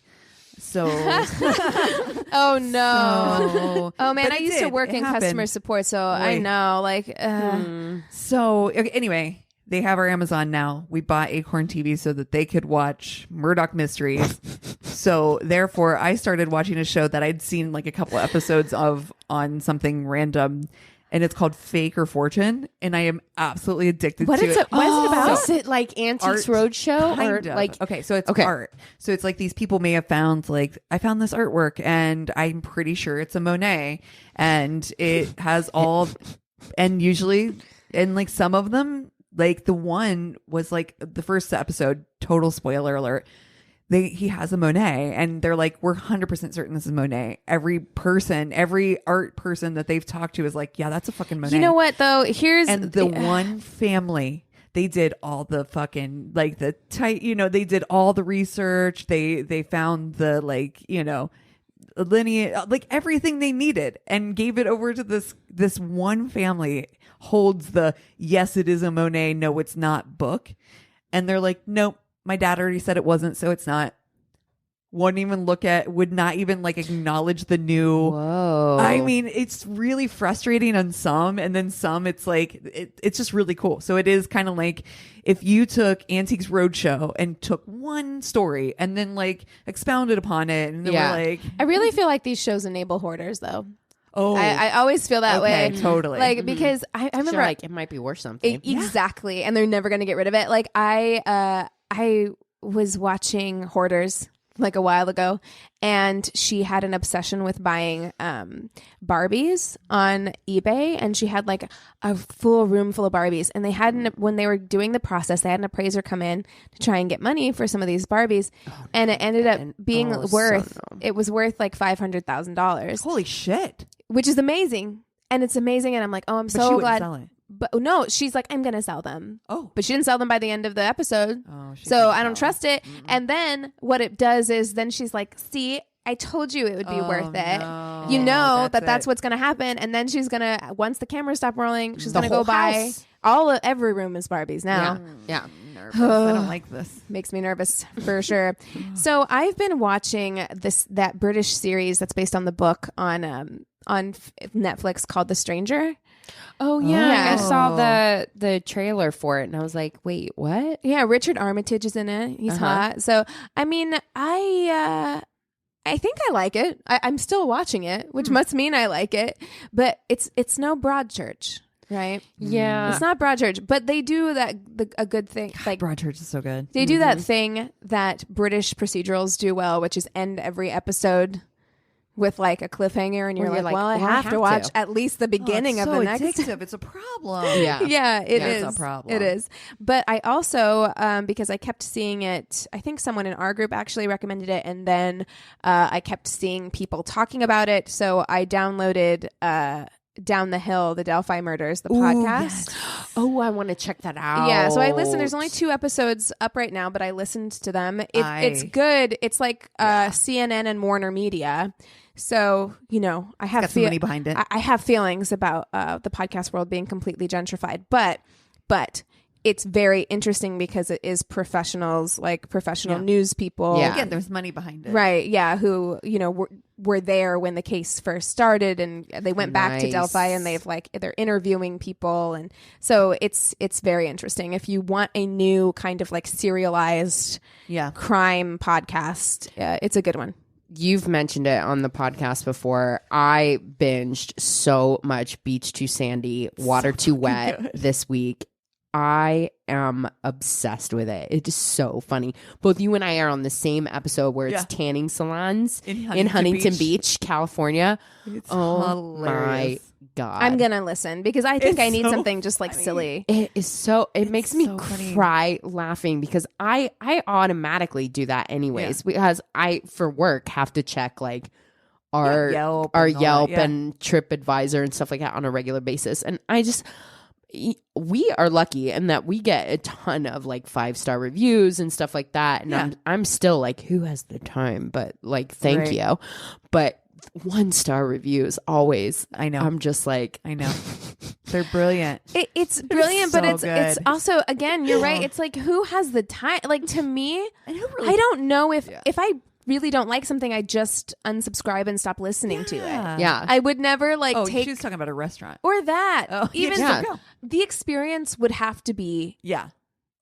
like I would have to be worried for other people's safety. Oh, right. In order to write a 1-star review. But what I like about it is that they're trying to say like, hey, like call attention to how ridiculous a lot of these are and encourage people to leave more, because that is the case. Like I have a lot of really great experiences with like small businesses. A great review goes like a long way. Yeah. So, you know, I like their message, and I think that they're hilarious. So that's been a fun listen. My question for you is, did you start from the top and go down, or did you? Did. I'm doing the other. I started at number 1. Number 1 and number 2 got me right away because they're so good. I mean, they jump off immediately. I'm definitely going to listen. I'm totally going to listen. I'm excited. Got you in. You do. Yeah. You. All right. Now, next topic, Bosch. Yes. I know. Every week. You'll get us one of these days. All right. Well, if you've got something that we should be checking out, please always write in stories. And speaking of reviews, go ahead and review us. Become a patron. We have so many tasks you can do. And join the Facebook group even. Exactly. Yeah. We had a blast this week. There was a lot of worsty activity. A lot of activity. Yeah. But anyways, we got a one-stop shop of a website. It's myworstatepodcast.com. We can't say thank you enough. We really appreciate you guys listening and doing all that you do.